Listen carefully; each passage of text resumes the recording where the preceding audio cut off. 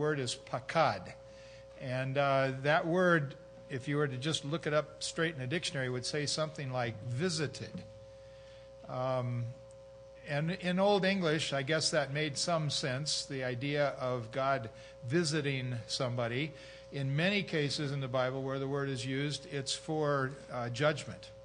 It's not a happy thing that God should visit you. But there are places like this. The same word is used, for instance, in the birth of Samuel. If you remember that story, the Lord took note of Sarah. Is a good way to say it. It definitely means divine intervention. The Jewish Publication Society has a translation of the Bible called JPS, and they used the word remembered here. Now, there's another Hebrew word that can be translated remembered that maybe we should reserve the word for that use, but it really does express, I think, an accurate thought in this use. That God did not forget Sarah. He did not forget the promise that he had made to her. He remembered. The NIV here has God was gracious to her. I think that's a little bit too loose. It implies something somewhat different, although, of course, it also captures the idea of God taking note of her and being compassionate to her. Look at the second phrase, though, here also. The Lord did for Sarah as he had promised. And once again, the Hebrew word is somewhat significant here because it's the simplest, straightforward kind of word to say something. He did for her what he said. And I take some real comfort in that little phrase. God does what he says. In fact, he does exactly what he says always. That's why I'm a literalist when it comes to Bible interpretation. That's why I don't allegorize and spiritualize and explain away the Old Testament. When it talks about God's choice of Israel and the descendants of Abraham, it must be exactly that. Or we can't have any certainty whatsoever about any other thing that God says. It might have a different meaning. He did what he said. And it's very appropriate in the context of what God says to call it, as it does here in our English text, a promise. If God says it, it's absolutely sure. It's as good as any promise, better than any of ours. And that's exactly what our text says. He did for Sarah just exactly what he had said. Well, that encourages us to wait for God's promises. What promises do we have? I think immediately the one that comes quickly to mind is the return of the Lord.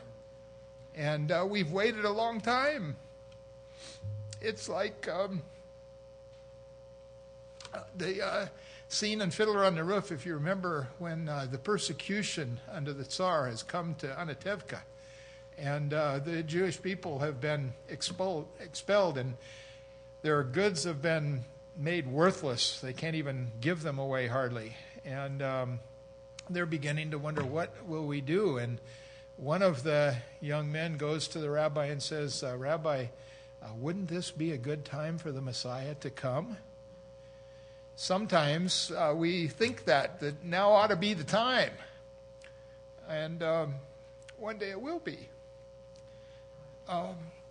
This statement, sorry, I'll tell you later why. This statement reminds us that God is never in a hurry. God is never rushed. He's never out of sequence, out of step. He's never caught by surprise by events or things that have gone on. He is never pushed into any kind of action. He also never forgets or retracts his word. Once he's given his word, it is absolute and for sure forever. He always comes through just as he promised. He doesn't change up the terms for us. That's a great comfort to us. Verses 2 and 3 speak about Sarah's conception. It says that so, just as God said, so Sarah conceived and bore a son. This is, of course, the fulfillment of the promise made to her and promises to Abraham back in chapter 17 and chapter 18. And notice also here the phrase, at the appointed time. Now, there was a sense, remember when the angels announced this to Abraham and Sarah heard it, that a year from now, at the appointed time, so they would be able to calculate the timing of it.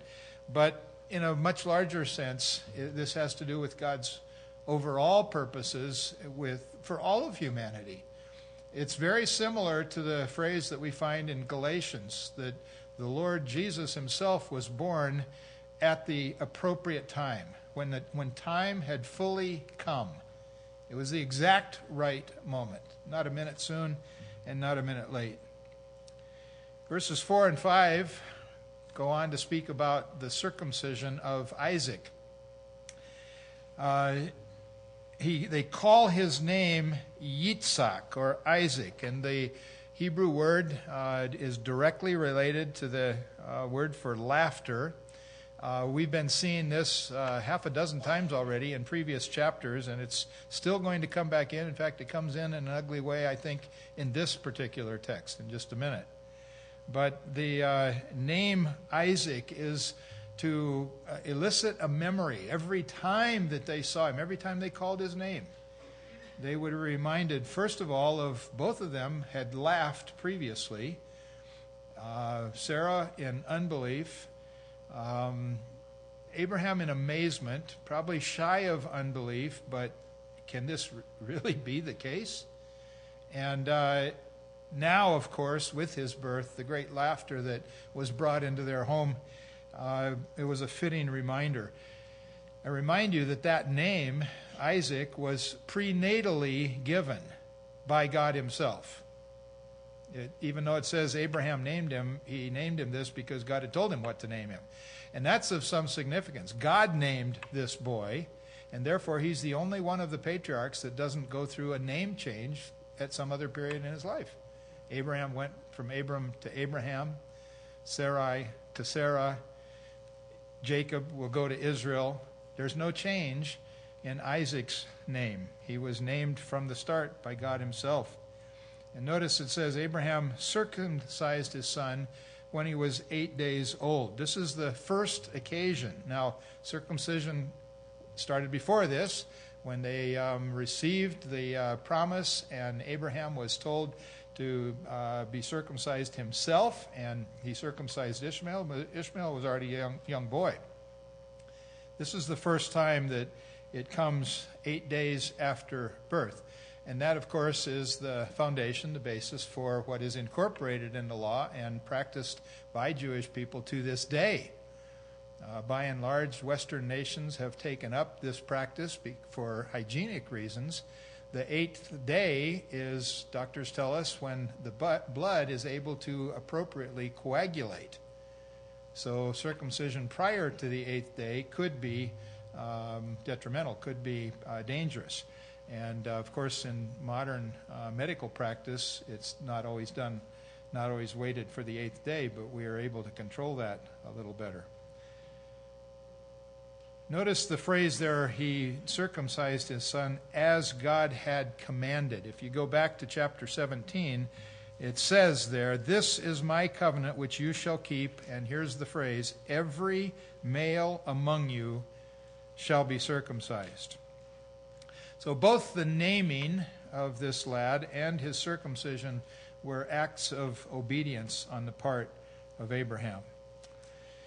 We have also Sarah's great joy and celebration, verses 6 through 8, and this is the fulfillment of God's promise. I like her phrase, God has made laughter for me. There can't be any deeper, more satisfying laughter than something that God puts in our hearts. This is no longer the laughter of unbelief, but it's the laughter full of praise. And I like the next phrase too. She says, everyone who hears will laugh with me. They'd been laughing at her for a long time, no doubt. She was probably the subject of some ridicule and jokes, and She probably felt the sting of that on many different occasions. And now she's able to say, they're going to laugh with me, not at me. Her phrase, who would have said, indeed. Abraham is now 100 years old, and Sarah herself is 90 years old. Who'd have thunk it? That just doesn't happen. And it was a clear evidence of God's hand, God's blessing in this. And so it says the child grew and was weaned. Typically, that would happen at the age of 3. Sorry, I can't see nothing today. And these aren't going to help except for up close, but I can try that.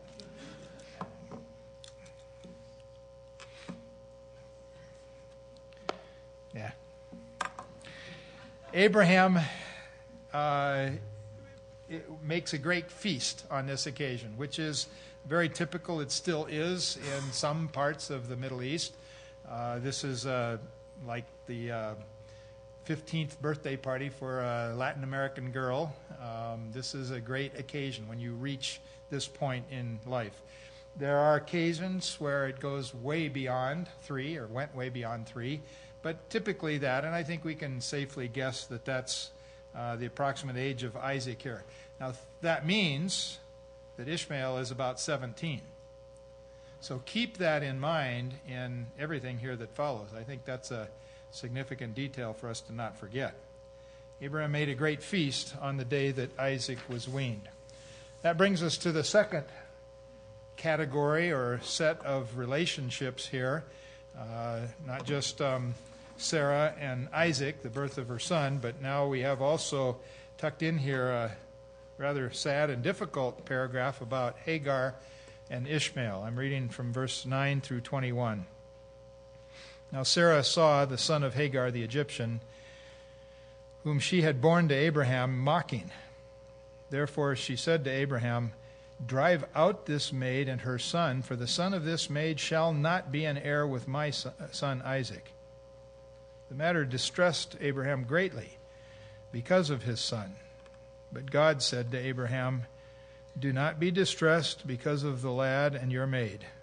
Whatever Sarah tells you, listen to her, for through Isaac your descendants shall be named. And of the son of the maid I will make a nation also, because he is your descendant. So Abraham rose early in the morning and took bread and a skin of water and gave them to Hagar, putting them on her shoulder, and gave her the boy and sent her away. And she departed and wandered about in the wilderness of Beersheba. When the water in the skin was used up, she left the boy under one of the bushes.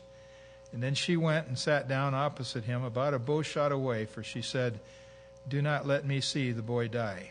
And she sat opposite him and lifted up her voice and wept.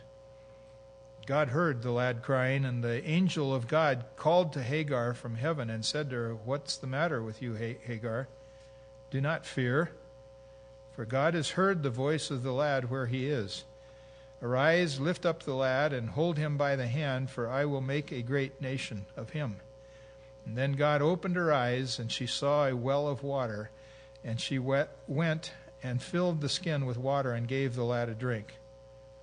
God was with the lad, and he grew, and he lived in the wilderness and became an archer. He lived in the wilderness of Paran, and his mother took a wife for him from the land of Egypt. Again, we have several components, several different people involved in this story, and each one has a little different angle, a little different view of the circumstances and what's going on here. Consider, first of all, the opening sentences there of Ishmael's mockery. It says there that Sarah saw Ishmael, saw him mocking. Now, the word for mocking is from the same root as laugh. And that's part of the reason why it has appeared before. This is a participle. You see the M at the beginning of the word. The rest of the word, though, is the word for laugh. It can mean mockery, just as it's translated here. It can mean kind of a joyful participation in that, not necessarily a negative context. It can mean, take on the idea of making sport of or sport with. And playing is one of the common words. You could translate this text in a totally positive sense and say they played together. It's probably not that. In fact, along with that is the concept of to make a toy out of, to play with something. And there you get the negative side of mockery. Now, I worked on this for a long time. It's been weeks ago that I first observed it, and I've been kind of watching and reading. I didn't find any other commentary that said exactly what I'm going to tell you right now. So please hold it in with big question marks. I did find two commentaries that gave the suggestion that I'm going to give to you. And I tracked down where this word is used in the different kinds of contexts. Sometimes it's fairly positive. It's a happy thing. Sometimes it's definitely a mockery, a kind of a snide sort of a remark, playing. But there are three cases which I think build a case for what I want to suggest tonight. Those three texts are Genesis 26, Genesis 39, and Exodus 32. In Genesis 26, now that's coming up real soon. That's right after Abraham's death. That's the story of Isaac, and that's the story that parallels what we saw this morning. Isaac goes to Gerar, and Abimelech is there, and Abimelech takes his wife, Isaac's wife, Rebekah, thinking that she's his sister because that's what he's been told. And then Abimelech, apparently looking out the window one day, notices they're out there in the garden, and it says that Isaac is sporting with his wife. And it's of such a nature that Abimelech is able to conclude this is not his sister. That is already very suggestive. Exactly the same word. The one in Genesis 39, verse 17, is perhaps even stronger.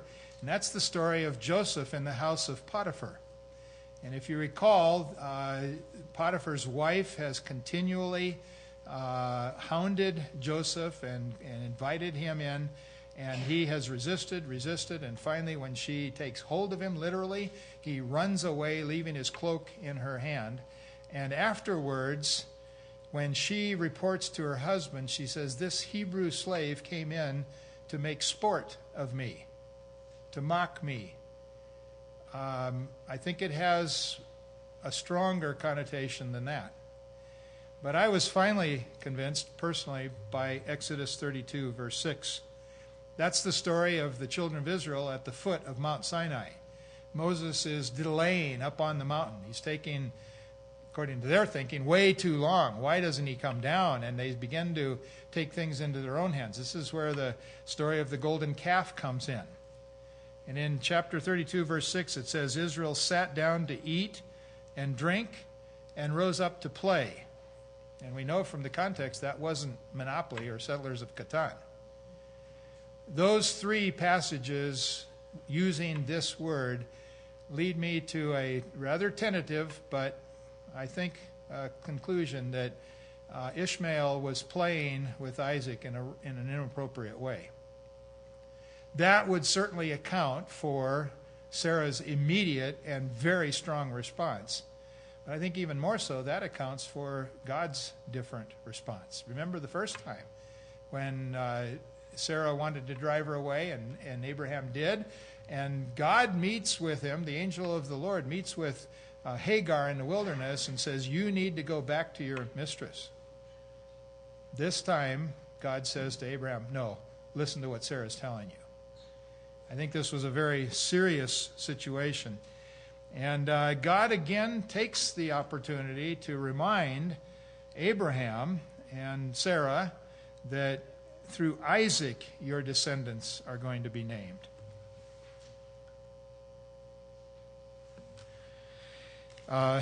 Notice the phrase there in verse 10, "Drive out this maid and her son."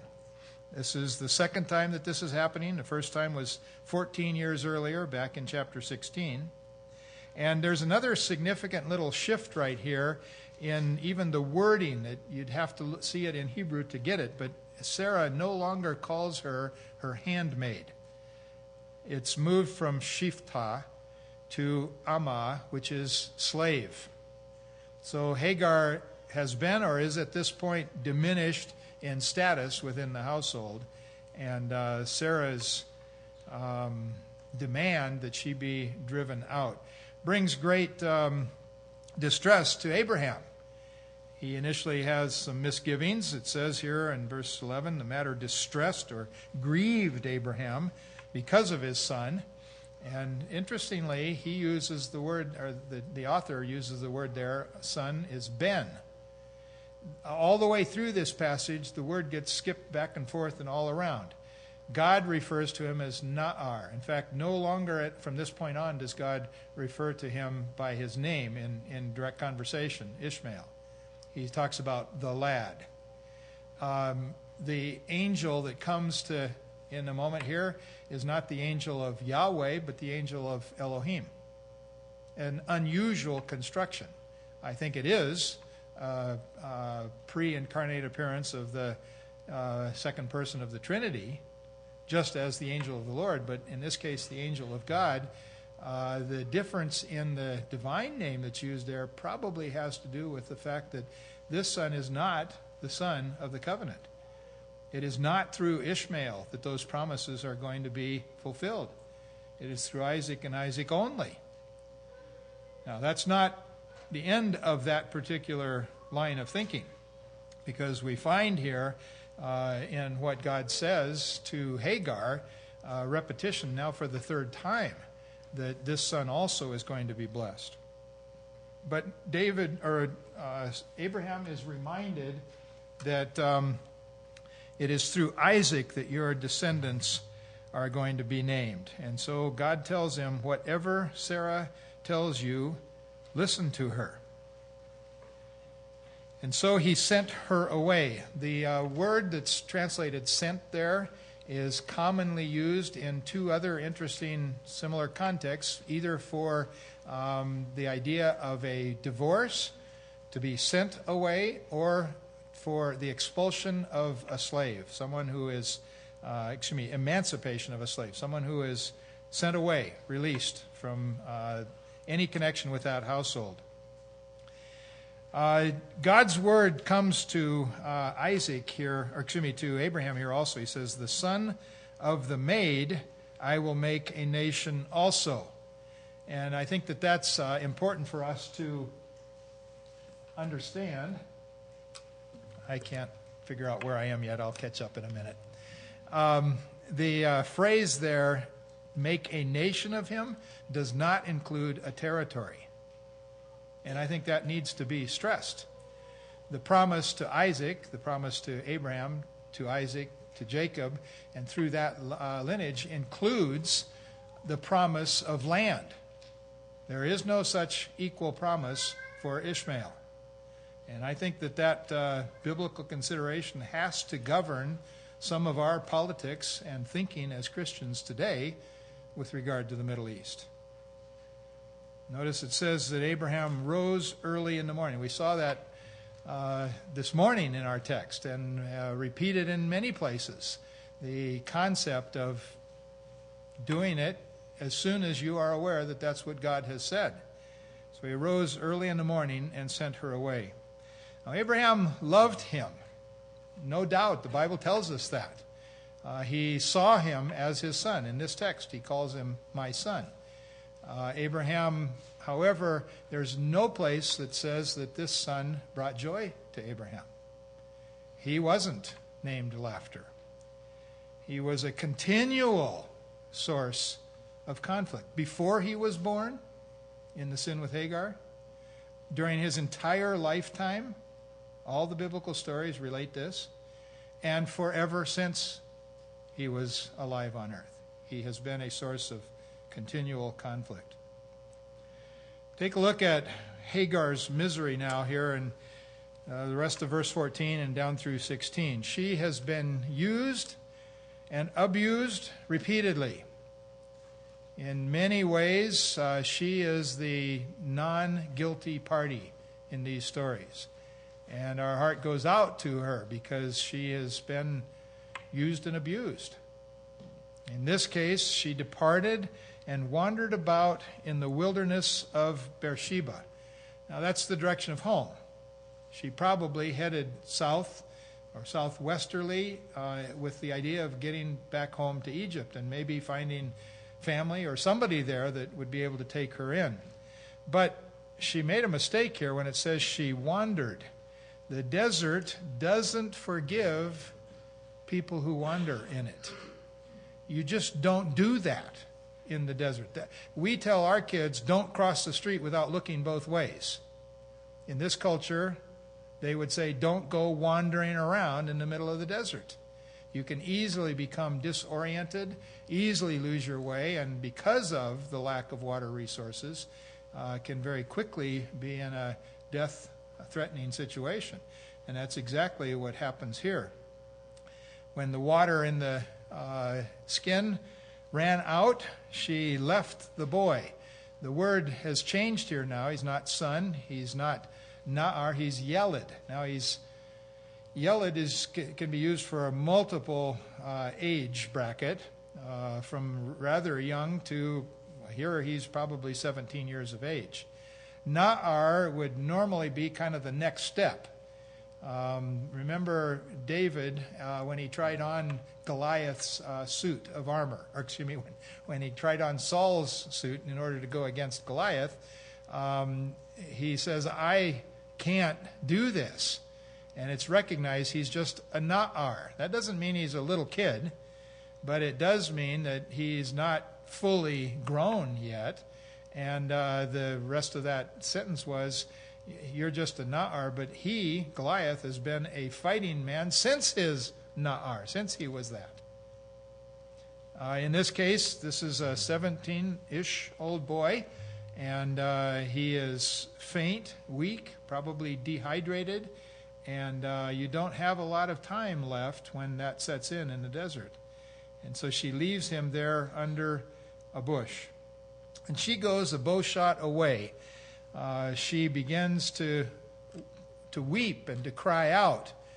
To whom does she cry out? It may be just kind of a general cry, but the one that answers is God. And I think from what we can see of Hagar's example, that she was certainly aware of him. God had directly communicated with her and shown himself to her. Remember at Be'er Lahai Roi, the well of the living one who sees, or thou God seest me, was her word there, because of God's appearance to her there. So she cries out, apparently, for this one who, in fact, does answer. And that's verses 17 through 20. God's mercy is demonstrated here. Now, again, there's an interesting little thing going on here. She's the one that's crying out, but look at what it says. God heard the lad crying. He probably was too, but the text hasn't told us that yet. God heard the lad crying. And then it says, the angel of God, Elohim, called out to Hagar. No longer the angel of Yahweh, but still the same angel. And he says to her, she's heard this voice before, by the way. That's significant. And he says to her, what's the matter with you, Hagar? Now, he didn't need that information. He knew where she was. He's there in the wilderness with her. He's been accompanying all of this from the very start. He didn't need any news or any information about her whereabouts. That was for her sake. This is a rhetorical question. Did you forget the last time and all the promises that I made to you? Did you forget Be'er Lahai Roi? Have you forgotten what I said I would do for this lad? He says, and now he repeats, this is the third time, twice to Hagar and once to Abraham, this promise is given. I will make a great nation of him. And then we're told that God opened her eyes and she saw a well of water. What a blessing that is in the desert. I've never been that thirsty in the desert. I always carried water with me. But I remember one time where the tour guides course spent a long day out in the hot sun in the Negev. And I had a long drive back to Jerusalem ahead of me, and I went into a McDonald's. And I said, I would like a large Coke. Now, Americans don't understand this stuff. When we think of large Coke, we think of a large Coke. They give you a large Coke. And I said, and I would like lots of ice. Now, everywhere else but America, lots of ice means maybe 2 or 3 cubes. Nobody fills the tank with ice cubes first. So while I make my order, I say, now look at me, in Hebrew. Tistaklialai ani Amerikai. I'm an American. And she, oh, now I understand. And she gave me about a half of a cup of ice. In the desert, refreshment is essential. His mother looks around and opens her eyes and saw a well of water. And then that last phrase, too, God was with the lad. Wow. The last part of that is interesting and has some significance. Remember, she went a bow shot away, and it says he lived in the wilderness and became an archer. I've been really impressed since I took up archery hunting, how much the Bible says about bows and arrows and shooting bows and arrows. It's everywhere, all over in the text. And here is one of those. He became an archer in the wilderness. And then just one last little story about him in verse 21. It says, he lived in the wilderness of Paran. You remember back in chapter 16 when he's called a wild donkey of a man? The word there is pere. Here it's paran. And there's probably an intentional play on words there. And it says then that his mother, quite naturally, easy for us to understand, took a wife for him from the land of Egypt. That, after all, was her homeland. And she probably thought she could find an appropriate wife for him there. The wilderness of Paran is vast and not a very pleasant place. We used to stop in the middle of that plain on our bus going down to the farthest point south. And we had to have the driver turn the bus off because otherwise it just echoes and re-echoes everywhere. But the minute the bus engine is off, everything is just silent. In fact, you hear, like the old song, the sounds of silence. And it's a howling wilderness. And there's stuff there, like you read Deuteronomy chapter 8, which describes all this, and it talks about the scorpions. And one of our girls read the chapter 8, set her Bible down, and almost put her hand on a scorpion right there. We would just kind of spread out, not too far, but far enough so that you could feel a little bit alone in the middle of that vast wilderness. This is where Ishmael takes up his residence. Now, the last part is Abraham and Abimelech, and we're back now to something that we were looking at earlier this morning. This is the same Abimelech back in Gerar. So let me read verses 22 through 34. Now it came about at that time that Abimelech and Phicol, you know what? Since the day I first read this, I read Phicol. It's Phicol, one L in there. Abimelech and Phicol, the commander of his army, spoke to Abraham, saying, God is with you in all that you do. Now therefore swear to me by God that you will not deal falsely with me. He'd done that before, so he knew how this could go. Or with my offspring, or with my posterity, but according to the kindness that I have shown you. And we saw this morning that was pretty great. You shall show to me and to the land in which you have sojourned. Abraham said, I swear it. The word for swear is shavah. The word for 7, which is going to come in several times here now, is sheva. And there is probably an intentional play on words, although it is somewhat a popular etymology.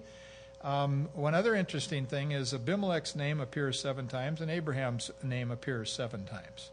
So there's some intent here with this number 7 going on.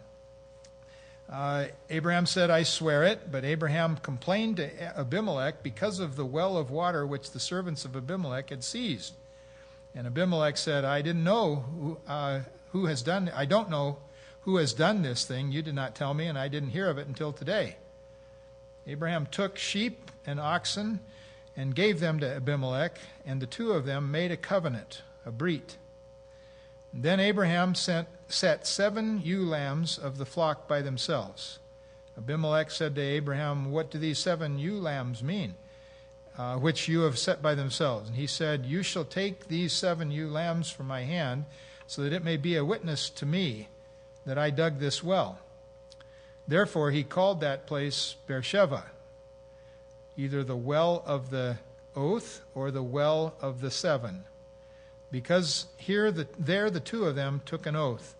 So they made a covenant at Beersheba, and Abimelech and Phicol, the commander of the army, arose and returned to the land of the Philistines. Abraham planted a tamarisk tree at Beersheba, and there he called on the name of the Lord, the everlasting God. And Abraham sojourned in the land of the Philistines for many days. We start here with Abimelech's petition. Probably the same one that we had just seen in the previous chapter. Excuse me, in the earlier part of this. Yes, in the previous chapter, the earlier part of this day. It says here that it came about at this time. That time isn't necessarily identified for us, other than the fact that this is when the beginning of the fulfillment of the promise through Isaac starts. And Abimelech and Phicol, the commander of his army, come to speak with him there.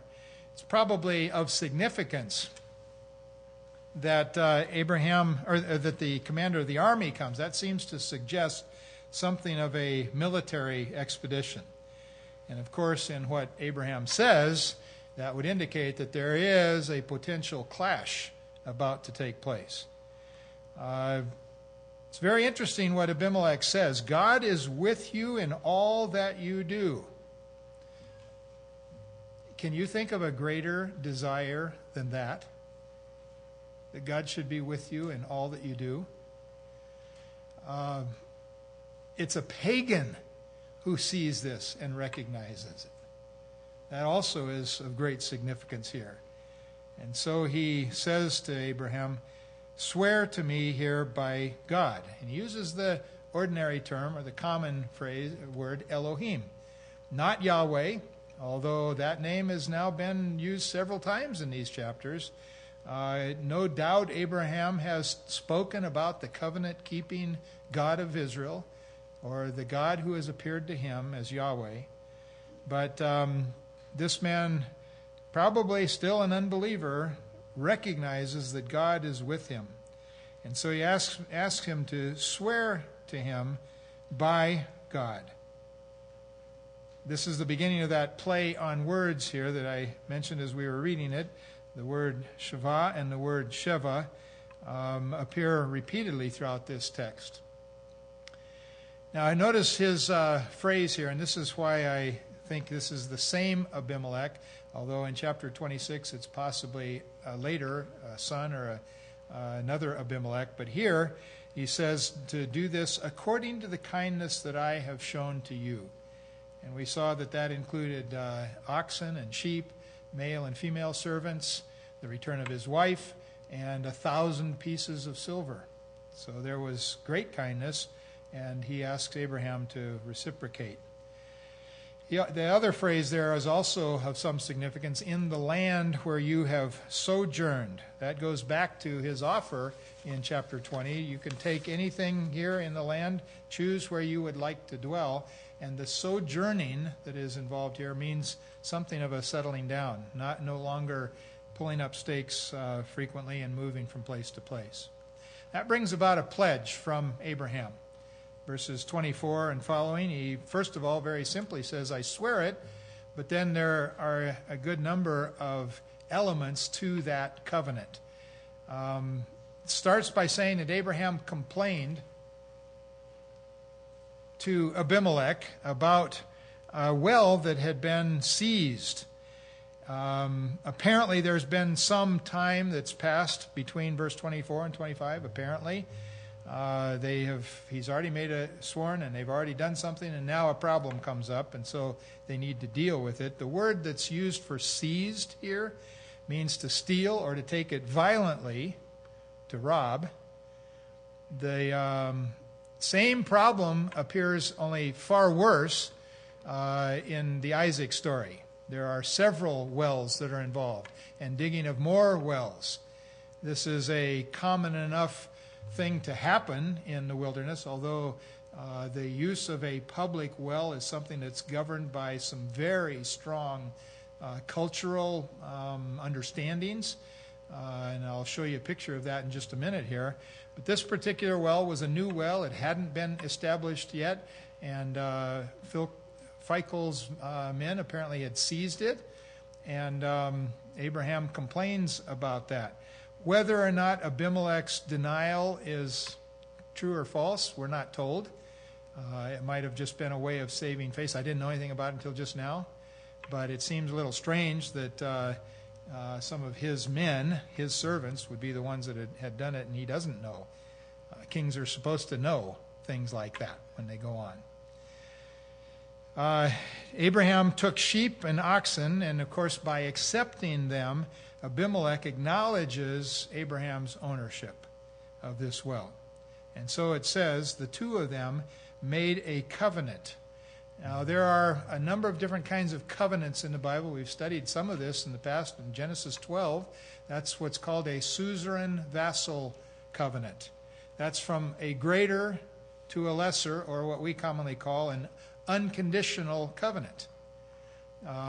It is something that is just, God said, I am going to do this, and there are no conditions involved.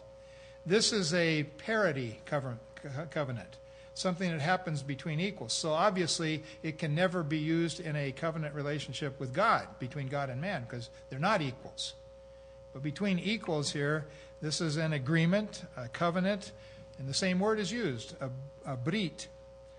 7 ewe lambs, and Abraham says that it may be a witness to me. I found that kind of interesting. I thought it would have been a witness to him, or maybe a witness to the rest of the neighborhood, but this is a witness to Abraham.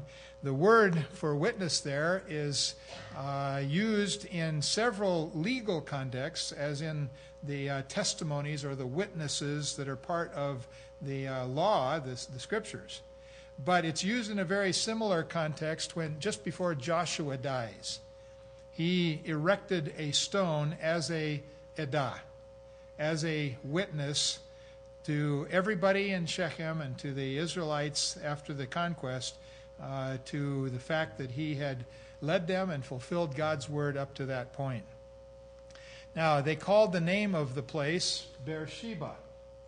And that's Be'er, just like in Be'er Lahai Roi, but this is Be'er Sheva.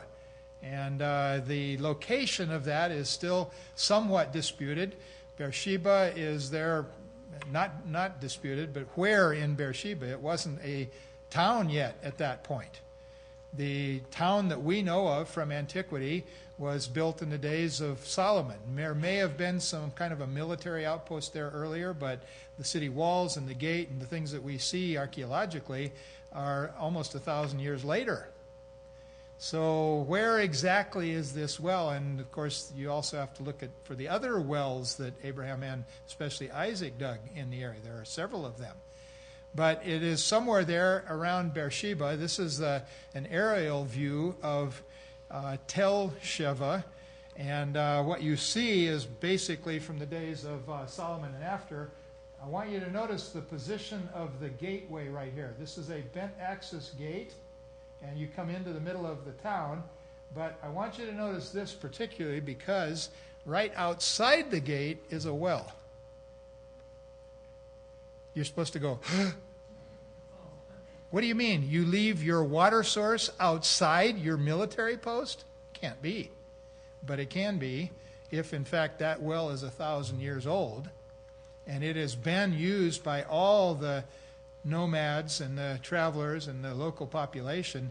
If you were to put that inside your city, you'd be in big trouble with everybody. As a matter of fact, there's a secondary water source inside the city. So this was purposefully left outside the gate. Now, it's notoriously hard to date a well. What you would have to do is take out all the rings, all the caps that are in there, and find pottery behind some of that to be able to date. And then you still have the problem of that pottery might be from a later period that it had dropped down to that level. You can't base it on pottery in the bottom, because I could break my canteen yesterday and it'll be down in the bottom. So it's very difficult to date a well. The thing that you look for, and down in the Beersheba well, there are some of these caps that show the evidence of multiple ropes being drawn up over the side and actually carving grooves. You can see this, many grooves in the well cap there. So the Beersheba well that I showed you the picture of actually goes down, and there are several layers like this. So we can at least say it's very, very, very, very old. And that it would be from the time of Abraham is a distinct possibility. They made a covenant at Beersheba, and they became adversaries here. The adversaries became partners here. They made a covenant at Beersheba, and notice that it takes place in the land of the Philistines. That also is rather problematic. Archaeology and history universally tells us there weren't any Philistines around at that time. The Philistines came from the islands of the Aegean, from a region called Kaftor, and they attempted to invade Egypt and were repulsed and bounced up the shore and found a place to stay all along what is today the Gaza Strip. And remember, the first 5 cities of the Philistine Pentapolis, Gaza, Gath, Ekron, Ashdod, and Ashkelon. Those are all right down there in that area. In fact, there were 5 different groups of sea peoples, all kind of from this same group, some subdivisions, family divisions within them. A lot of that history is unclear. But what is very clear from all of that is it happened in 1190 BC, not 2000 BC. So what are the Philistines doing in this text? Did the Bible goof? Well, there's a lot of people that would quickly say, yep, always does. And I would say quickly, nope, it never does. So what is this? These are called Philistines, clearly in the Bible, repeatedly. There's 2, I think, God-honoring possibilities here. I prefer one of them. One of the possibilities is that at the time that Moses wrote this, and his readers would have thought of who are the bad guys, who are the enemies down there in that geographical region? It's the Philistines. And so Moses incorporated the term Philistines there. Now you still have a problem because Moses wrote in 1400 BC. You're still almost 200 years off. But I think that is a legitimate possibility for understanding the presence of Philistines in the text, that those are the bad guys down in that region. I prefer the other one, which is not without its problems, and that is that these are really Philistines. They're not the same kinds of Philistines that we have in archaeology and later on in the Bible, in the days of David, for instance. Those Philistines had the secret of metallurgy. They were militaristic. They invaded Egypt. They were fighters. They had chariots. They had boats. We've got drawings of these things on Egyptian murals. They're warriors, Goliath and the like. These Philistines in Genesis 20, chapter 20 are Philistines that, chapter 21, are Philistines that have settled down. They are dwelling in some cities there. They have agricultural lands. They are digging wells and hanging around there. So I think that the better explanation is these are an earlier wave of Philistines that were there in the land, about which we have so far no identifiable archaeological information, but we have literary information. The Bible is a good literary source. Whether you think it's God's word or not, you have to deal with the literature. And the literature says there were Philistines there in the days of Abraham. So I prefer to just wait and see, and hope the archaeologists keep digging, and maybe they will come up with some helpful information that will fill in some of the gaps right here. He's in the land of the Philistines. He plants a tamarisk tree. Perhaps that's a grove of trees. He plants tamarisk. Whether it's a tree or a bunch of these trees, the very idea of a tree means that there's a constant water supply. It means that they plan to stay around. The best time to plant a tree was 20 years ago. The second best time to plant a tree is now. That's another Chinese proverb. They plan to stay around. They're dwelling in peace to be able to stay around. And of course, it creates a landmark, a visual memorial to anybody around that sees it. And it says Abraham called on the name of the Lord, the everlasting God. Another new kind of a construction there. The El Olam, the God of forever, the eternal God. Wells would dry up. Ewes would get sick and die. Treaties would be forgotten. Trees would wither. But Yahweh is the everlasting God. And Abraham sojourned in the land of the Philistines. Although it was all part of the land that was promised to him, it's still recognized as the land of the Philistines. But Abraham has learned how to wait. Now, this passage of Scripture is a story of the fulfillment of God's promises. You have it to Abraham, to Sarah, to Hagar. It's the story of the rewards of patience, similar to what we saw this morning. If you wait upon God, His word will always come true. And there's a reward for patience. It's also a story of the accomplishing of God's purposes. God is now methodically moving toward the entire fulfillment of all of His word. But this is also a story of interpersonal relationships. As we've seen tonight, Sarah and Hagar, Abraham and Abimelech. It's a story of conflict resolution. It's a beautiful story here at the end, how two potential military rivals are able to reach agreement that's satisfactory to both. And finally, though, this story is a story of moving forward with the Lord after the sins of the past. Abraham has failed miserably, but he goes on to succeed. So much so that he becomes the primary example in all of Scripture of faith in God's promises. This is also the story of the importance of my testimony before a watching world.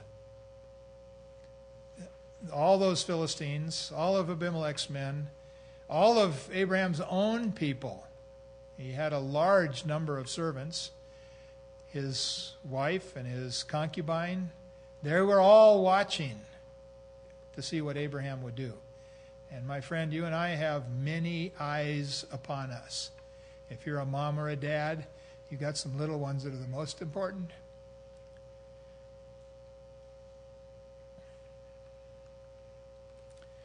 The reason that I've had a hard time throughout the day today, and it ain't over yet, is one of our dear members, Greg Wyatt, has filed for divorce from Susan. Now, I know very little more than that about it yet. And you know even less than I do. So please don't discuss this. Don't rumor monger. Don't probe and cause worse problems. We're trying. The elders have come up with an initial plan of action. The papers have already been filed. Things have been signed. So it's going to be very difficult to put the toothpaste back in the tube at this point. We've asked them to delay, but we don't know how that's going to happen. So please remember them in your prayers, and I think at this point, rather than a lot of people trying to talk to them